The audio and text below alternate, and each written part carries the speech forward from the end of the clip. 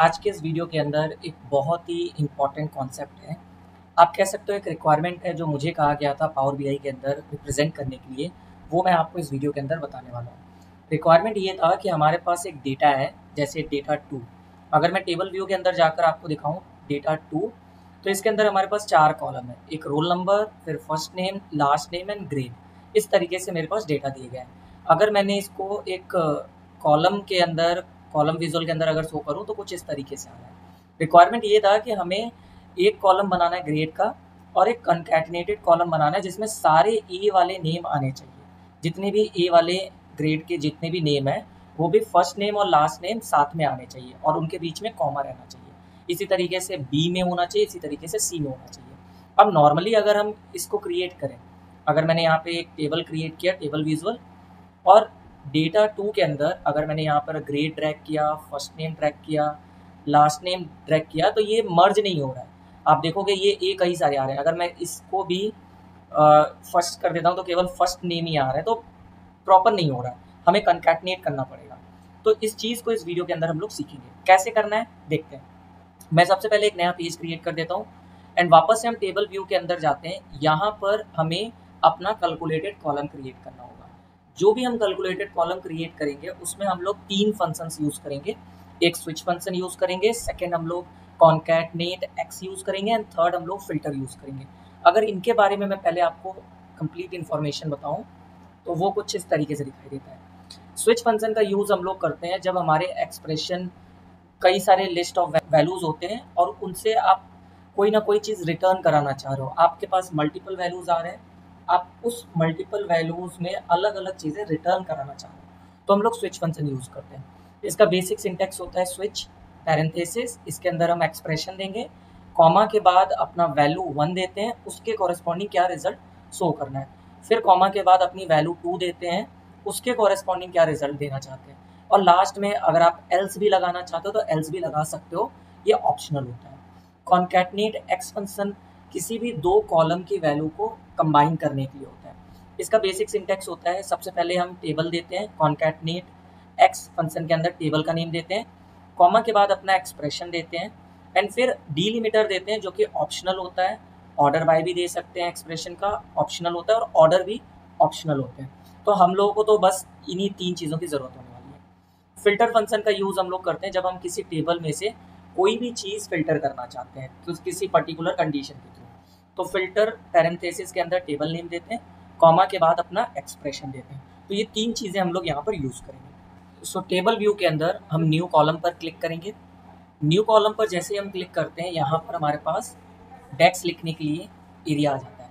हम अपने कॉलम का नेम दे रहे हैं कैलकुलेटेड कॉलम, सिंपल। सबसे पहले हम लोग यूज़ करेंगे स्विच फंक्शन। स्विच फंक्शन, अब ये स्विच फंक्शन जो है ये हमारा हर एक ग्रेड की वैल्यू पे वर्क करना चाहिए।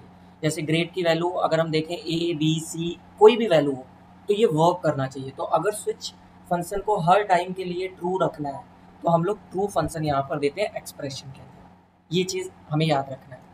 नाउ इसके बाद मैं चाहता हूँ कि अगर ग्रेड ए हो, मतलब ग्रेड के कॉलम के अंदर अगर वैल्यू ए हो तो वो हमारा डेटा 2 टेबल के अंदर ग्रेड कॉलम के अंदर अगर हमारी वैल्यू ए होती है, फिर हम कॉन्कैटनेट करना चाहते हैं और जो कॉन्कैटनेट करेंगे वो हर रो पर करने वाले हैं। तो यहाँ पर हम लोग फंक्शन यूज़ करेंगे कॉन्कैटनेट एक्स फंक्शन। एक्स का मतलब होता है कि आप पर्टिकुलर रो पर वर्क कर रहे हो, हर एक रो की वैल्यू को कॉन्कैटनेट कर रहे हो। तो सबसे पहले हम लोग अपना एक्सप्रेशन देंगे। तो देखिए कॉन्कैटनेट एक्स के अंदर भी आपको फिल्टर फंक्शन यूज़ करना होगा, क्योंकि हम फिल्टर फंक्शन इसलिए यूज़ कर रहे हैं क्योंकि हमें इसको भी बताना होगा कि ग्रेड की वैल्यू ए होनी चाहिए, तभी आपको फर्स्ट नेम और लास्ट नेम को कॉन्कैटनेट करना है। नहीं तो ये सारे ही टेबल की वैल्यू को कॉन्कैटनेट कर देगा। तो फिल्टर फंक्शन के अंदर हम लोग टेबल का नेम देंगे। हमारा डेटा 2 हमारा ये टेबल नेम हो गया एंड देन जो ग्रेड है, ग्रेड कॉलम, वो हमारा ए होना चाहिए, सिंपल। इस पैरेंथेसिस को मैंने बंद कर दिया। तो फिल्टर फंक्शन हमने यहाँ पर यूज़ किया। मैं इसको और अच्छे से समझ में आया इसलिए मैंने इसको नीचे कर दिया। नाउ अब हम कॉन्कैटनेट क्या करना चाहते हैं। मैं चाहता हूँ कि ये फर्स्ट नेम और लास्ट नेम कॉन्कैटनेट हो जाए। तो सिंपली मुझे डेटा 2 का फर्स्ट नेम लेना है एंड देन एम्बर स्टैंड का सिंबल, डेटा 2 क्या लास्ट नेम लेना है। अब एक चीज़ ध्यान देना है, अगर मैंने डायरेक्टली एम्बर स्टैंड यूज़ किया तो दोनों एक साथ कोई भी स्पेसिंग नहीं रहेगी, तो मैं यहाँ पर डबल कोट देकर स्पेस भी दे देता हूँ और एक बार और एम्बर स्टैंड यूज़ कर रहा हूँ, तो इनके नेम के बीच में, फर्स्ट नेम और लास्ट नेम के बीच में स्पेसेस आ जाएंगे। सो बेसिकली ये मेरा एक पहला फंक्शन प्रिपेयर हुआ है यहाँ पर, ये मेरा पहला फंक्शन यहाँ पर प्रिपेयर हो गया। अब हम चाहते हैं, अब मैं इस पैरेंथेसिस को बंद कर देता हूँ, कॉन्कैटनेट फंक्शन को इसको नीचे करते हैं। नाउ अगर और मुझे एक चीज़ और डिलिमिटर भी देना है, तो डिलिमिटर के लिए मैं यहाँ पर इस तरीके से कॉमा एंड स्पेस दे देता हूँ, तो ये मेरा डिलिमिटर हो गया एक तरीके से, और कॉन्कैटनेट एक्स फंक्शन को मैंने क्लोज कर दिया। तो ये तो मेरा पहला कंडीशन हो गया, जब ग्रेड ए हो, मुझे बी के लिए भी करना है, सी के लिए भी करना है।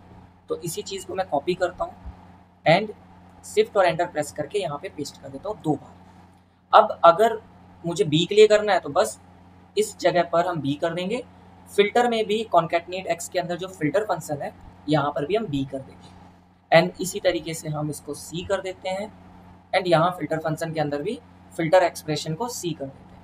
नाउ अब तो ये हमारा ए बी और सी के लिए तो हो गया, लेकिन ज़रूरी नहीं है कि ए और बी और सी होगा, इसके अलावा भी कोई वैल्यू आ सकती है। तो अभी के लिए मैं कहता हूँ कि अगर ए बी और सी के अलावा कोई वैल्यू आती है तो आपको यहाँ पे ब्लैंक कर देना है, ब्लैंक। सो ये कॉमा के बाद मैंने ब्लैंक फंक्शन दे दिया, सो इसको मैं नीचे रख देता हूँ इस तरीके से। सो ये मेरा पूरी तरीके से फंक्शन बन चुका है, और जैसे मैं एंटर प्रेस करता हूँ तो मेरा इस तरीके से आउटपुट आएगा।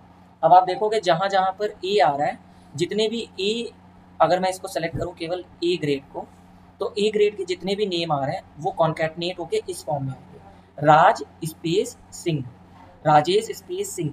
अब ये नेम सभी में डुप्लीकेट है, आपको लग रहा होगा ये डुप्लीकेट है, क्या यूज़ होने वाला है। देखिए हमारा यहाँ पर कोई यूज़ नहीं होने वाला है, लेकिन जो मुझे विजुअल क्रिएट करना है उस विजुअल के अंदर इसकी रिक्वायरमेंट पूरी हो जाएंगी। तो मैं क्या करूँगा, मैं सिंपली अपना एक टेबल क्रिएट करता हूँ, ये मेरा टेबल विजुअल मैंने यहाँ क्रिएट किया। फिर मैं ग्रेड कॉलम को ड्रैग करके ऐड टू द डेटा करता हूँ नॉर्मली, एंड देन कॉन्कैटनेट कॉलम को मैं यहाँ पे पेस्ट कर देता हूँ। तो आप देखोगे मेरा इस तरीके से, पूरी इस तरीके से नेम मेरा, ग्रेड ए के सामने जितने भी नेम आ रहे हैं वो सारे नेम आ गए, ग्रेड बी के सामने जितने नेम आ रहे हैं, जो भी पर्सन ग्रेड बी पाया हुआ है उनके सारे नेम आ रहे हैं। और इसकी थोड़ी बहुत फॉर्मेटिंग करनी है, तो हम फॉर्मेट के अंदर जाते हैं, ग्लोबल सर्च करते हैं, ग्लोबल के अंदर हम इसके फॉन्ट साइज को 14 कर देते हैं, एंड 14 करने के बाद हम इनके हेडर को भी, हेडर में भी बैकग्राउंड ब्लैक कर देते हैं, वाइट कलर फॉन्ट कर देते हैं जिससे कि थोड़ा सा अच्छा लगने लगे, एंड बोल्ड कर देते हैं। सो आई होप आपको समझ में आया होगा किस तरीके से कॉन्कैटनेट करते हैं।